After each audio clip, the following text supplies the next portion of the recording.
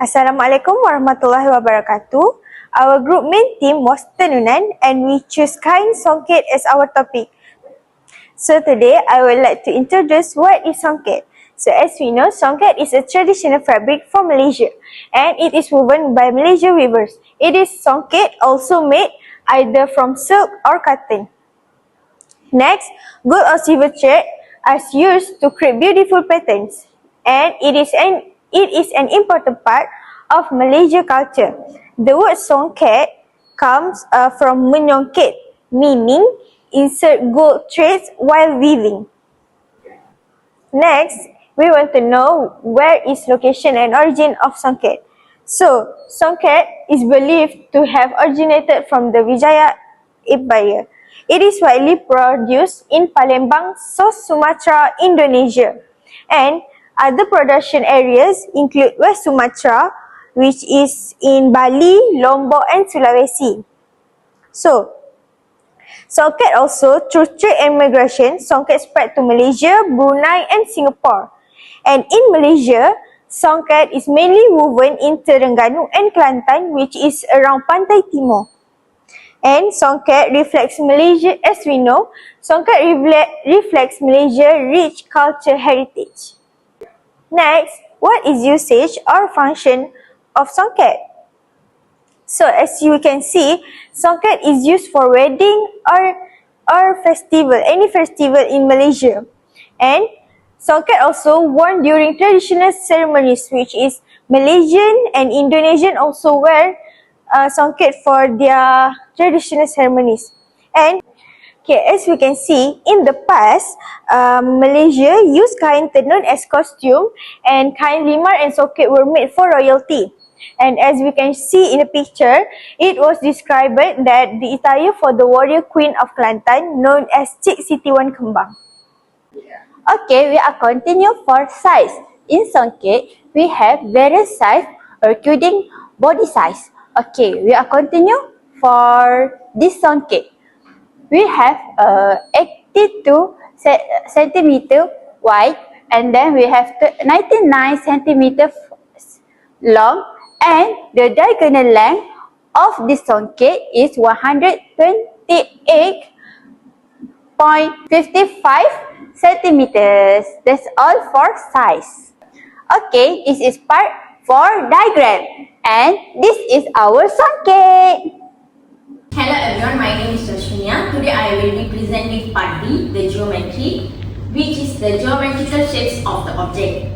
The object being selected is KAIN songket. Geometry can be observed in everyday life and KAIN songket is one of the example how geometrical shapes used in the traditional designs. By observing the KAIN songket, we can identify several geometrical shapes. Firstly, the overall shape of the KAIN songket is rectangle. A rectangle is a parallelogram that has a right angle. A rhombus is a parallelogram with two congruent adjacent sides. And lastly, a triangle.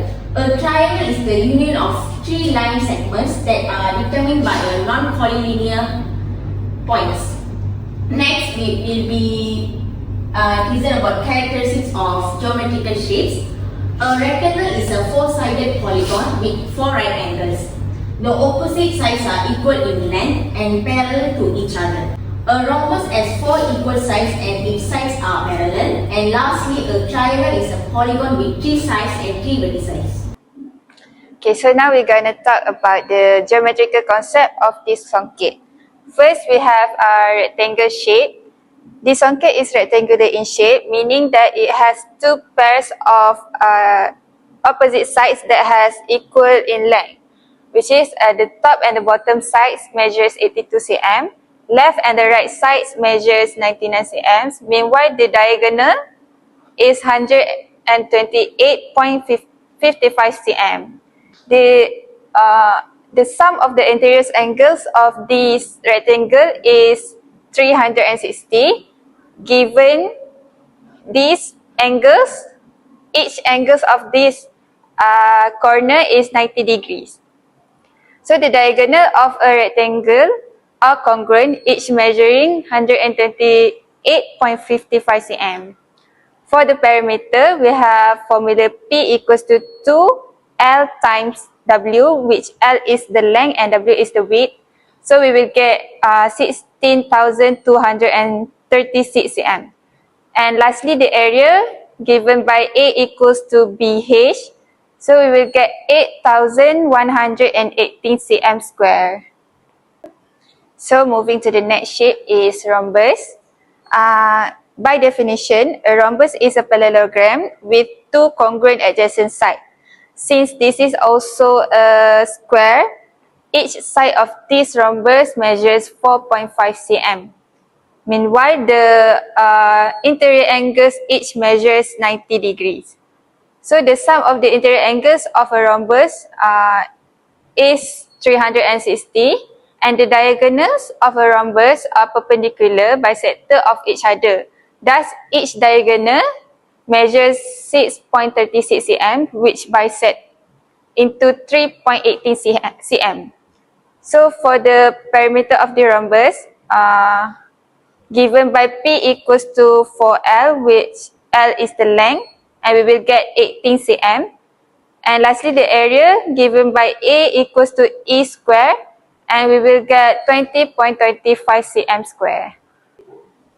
And our last shape is a triangle. This triangle is classified as isosceles triangle because it has two equal measures length, which is 7 cm, and the base is 4.5 cm, meanwhile the height is 6.5 cm. The sum of interior angles for the triangle is 180 degrees. For the perimeter, we have P equals to A plus B plus C, which is the sides, and we will get 18.5 cm.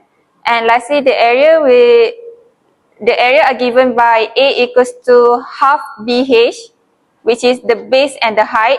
So we will get 14.625 cm square. Hello, I'm SANGEETHA. So this section focuses on the transformation of motif and patterns of a KAIN SONGKET.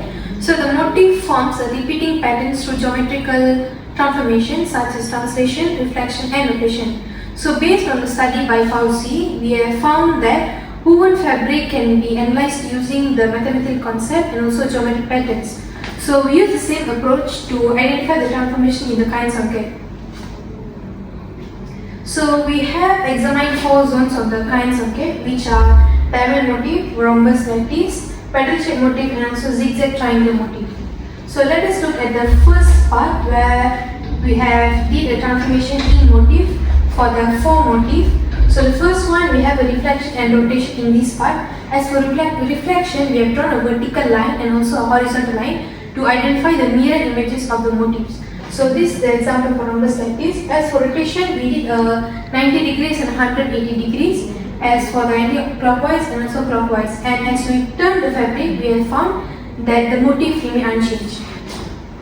So we use the same concept for the other 3 zones. Petal shape motif, zigzag triangle motif and also a diamond motif.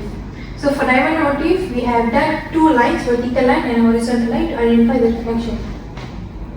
So for the second part, transformation in patterns. So as for here, we focus on the patterns. For in this part, we have found there's a translation and reflection.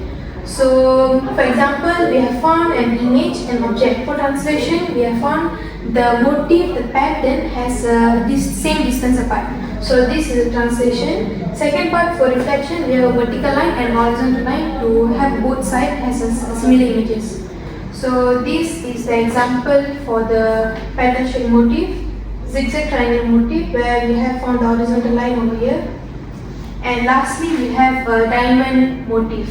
So this is the vertical line and which reflects the similar images. In conclusion, this assignment has enhanced our understanding of geometry and its applications in everyday life. Through the study of the traditional woven textile fabric, we discovered that geometry, shapes, measurements, symmetry and transformations are important elements in creating attractive and meaningful designs.